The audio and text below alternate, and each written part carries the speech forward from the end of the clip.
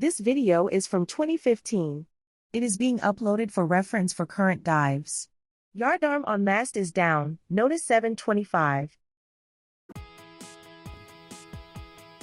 Located in the heart of northeast Michigan is Presqu'Île, a quiet village on the shores of Lake Huron between Alpena and Rogers City.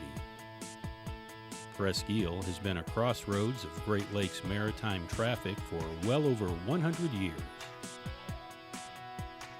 This is New Presqu'Île Light, new being a relative term. It was built in 1870.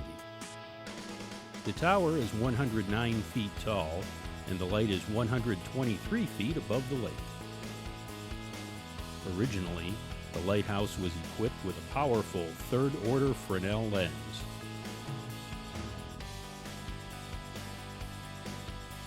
That lens was eventually replaced with the more modern airport-style beacon. This lighthouse is the tallest on the Great Lakes that the public is allowed to climb. Once at the top, you are rewarded with sweeping views of Lake Huron and the surrounding forest.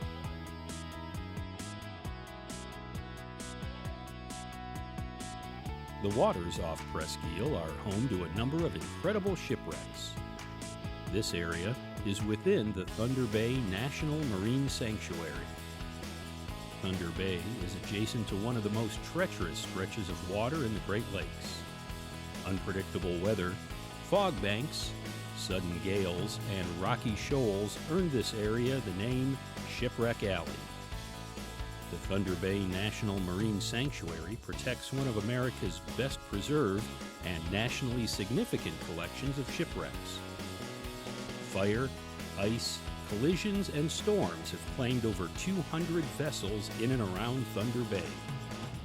To date, nearly 100 shipwrecks have been discovered within the sanctuary. At the Great Lakes Maritime Heritage Center in Alpena, there is a full-size replica of the aft portion of a typical Great Lakes schooner. The replica bears many similarities to the Cornelia B. Windiate, one of our targets for this trip. Visiting the center and seeing the replica is a great way for wreck divers to prepare for what you're going to see on the lake bottom. It's fun to walk through the interior of the cabin and see the conditions sailors lived in during the 19th century. You can wander the deck and inspect the rigging, or take your turn at the wheel. The exhibit is complete with a storm every few minutes with thunder and lightning. 18 fathom of water, and she's steering hard. Wind still out of the north, and the deck is icing up. Thank you, Mr. Adams. Still west now 280 degrees. Need to sail close to the north point if we're going to make it into the bay. How are the boys holding up? Yeah, they're pretty tired, Captain. Everybody's cold, beaten up. Everybody but Ollie. That square head's made of iron. Wish I had 4 more like them. Keep on the bottom. Send Ollie for the leaks. I'll check the cargo hatches. If they give way, we'll sink like a stone. I'll be back to leave you at midnight. Aye, Captain. Captain, we're burying the bow deeper on almost every wave. I think we're shallow water. North Point Reef, I fear. Shift your course now, Mr. Adams. That reef's a ship killer. Captain! Captain! The Cornelia B. Windiate is a wooden 3-masted schooner 138 feet long. She was built in Manitowoc, Wisconsin in 1874. She was lost just 1 year later on November 27, 1875. For many years, the story of the Windiate's disappearance was a mystery. The Windiate was bound from Milwaukee on Lake Michigan to Buffalo, New York on Lake Erie. She would have to pass through the Straits of Mackinac and then sail down the entire length of Lake Huron to get to Lake Erie. For years, she was thought to have gone down in Lake Michigan because no schooners were seen passing through the Straits of Mackinac into Lake Huron. More than 100 years later, though, the wreck was discovered deep in Lake Huron's waters. For this expedition, we once again chartered with Greg Such of Shipwreck Adventures. We met early each morning to prepare equipment, launch the boat, and begin our day's adventure.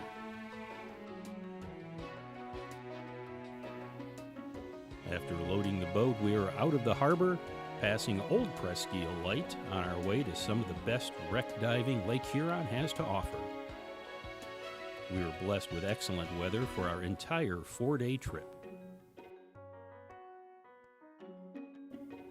After suiting up, it's only one quick splash, and we're on our way down to the Cornelia B. Windiate.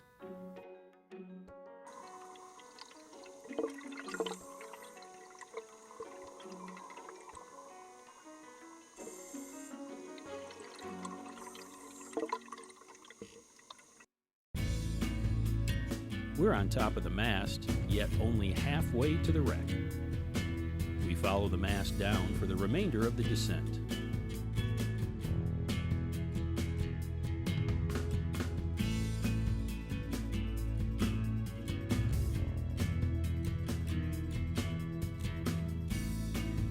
As we drop, we pass some cross trees, the Great Lakes equivalent to a crow's nest.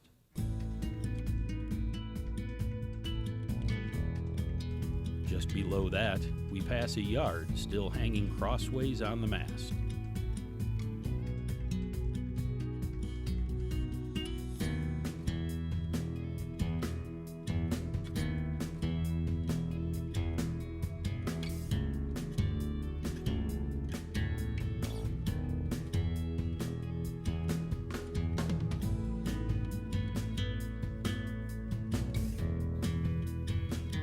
We continue down, careful not to get caught in any of the rigging still hanging from the mast.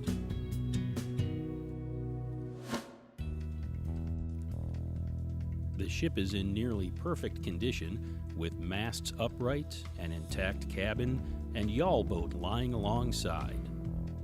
The Windiate is now thought to have sunk because heavy seas covered her deck in ice, causing her to settle lower and lower in the water until she just lost buoyancy and sank to the bottom. No signs of the 8 crewmen have ever been found.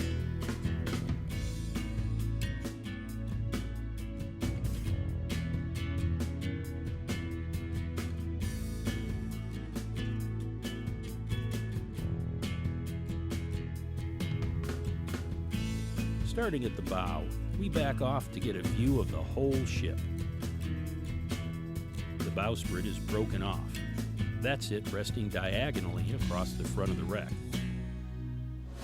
The tip of the bowsprit is at the upper left of the screen. The broken end is at the lower right.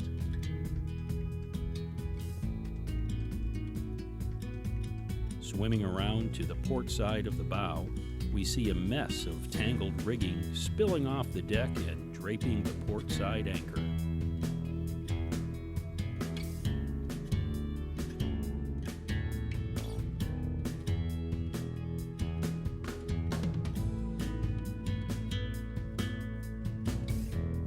Up on deck, we move from the port side anchor back across the deck to the starboard anchor.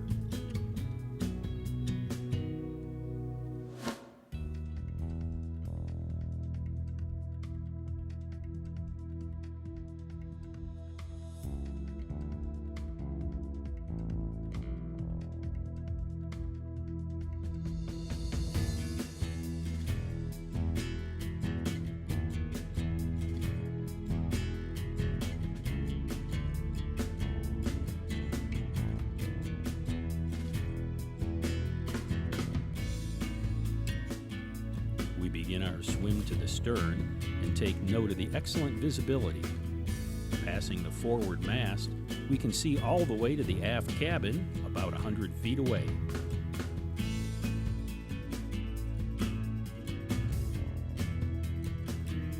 The Windiate is one of the best preserved wrecks in the world.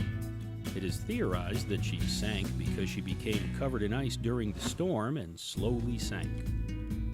The ice cocoon would have helped hold the ship together as she went down. That, coupled with a slow descent, would explain why her masts are still standing, hatches are still in place, and her decking is still intact.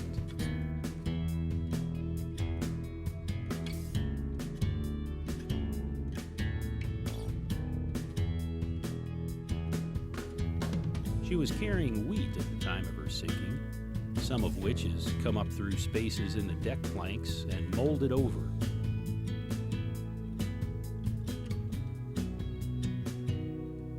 At the base of her masts are the hoops that once held her sails.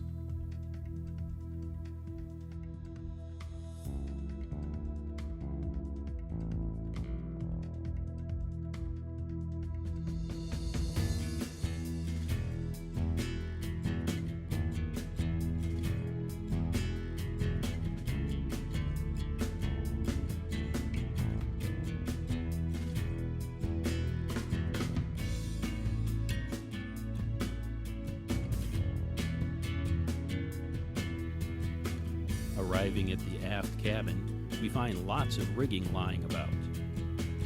There is a boom laying on top of the aft cabin, complete with blocks.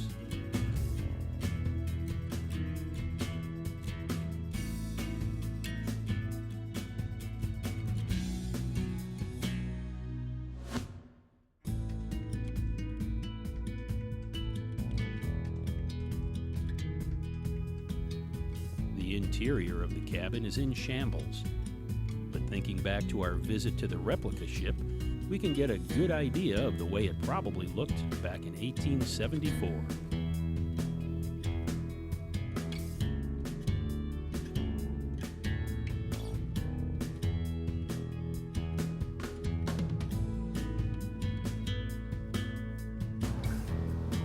Georgie, come take this coffee to your father. I'm not sure how long I can keep my stove going, and he'll be wanting something hot before the next watch starts. Yes, Mrs. Klein. It's getting too rough to ride anyway. No more lessons tonight. Can I go on deck?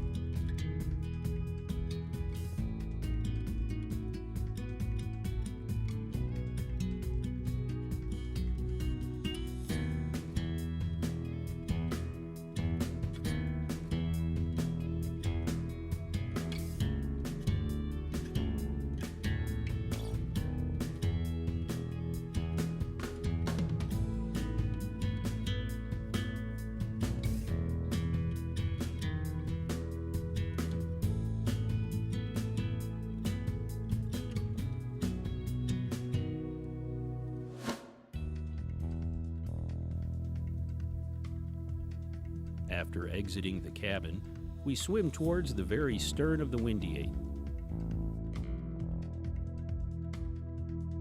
We swim out past the wreck to once again get the full view of the ship.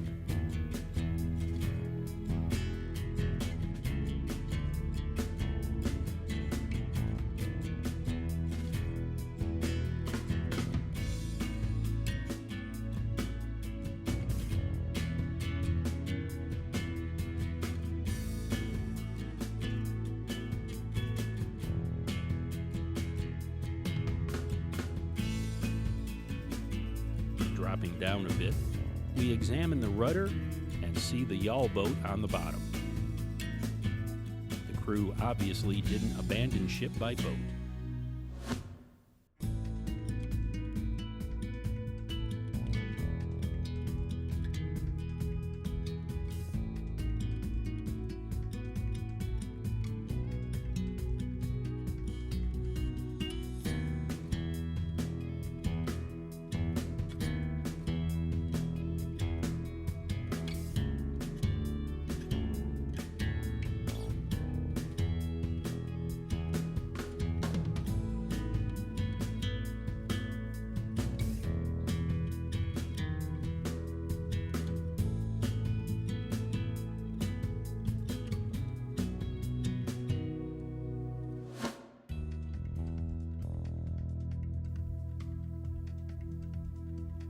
Rising to deck level, we continue along the starboard side of the cabin.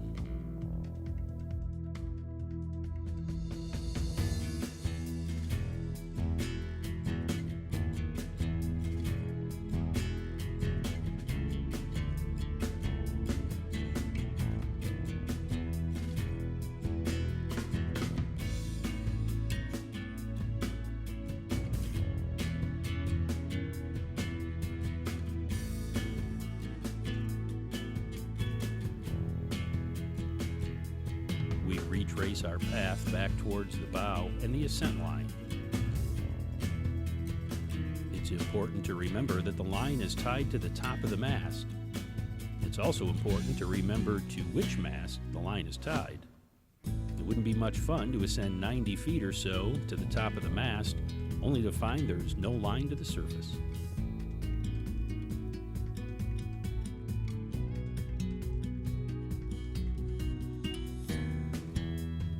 The cost of diving a deep wreck like the Windiate is time. To pay for our bottom time, we must spend many more minutes making a long, slow ascent, punctuated by multiple decompression stops to allow the excess helium and nitrogen in our bodies to be eliminated. We finally surface with a modern-day freighter in the distance in contrast to the relic we just visited.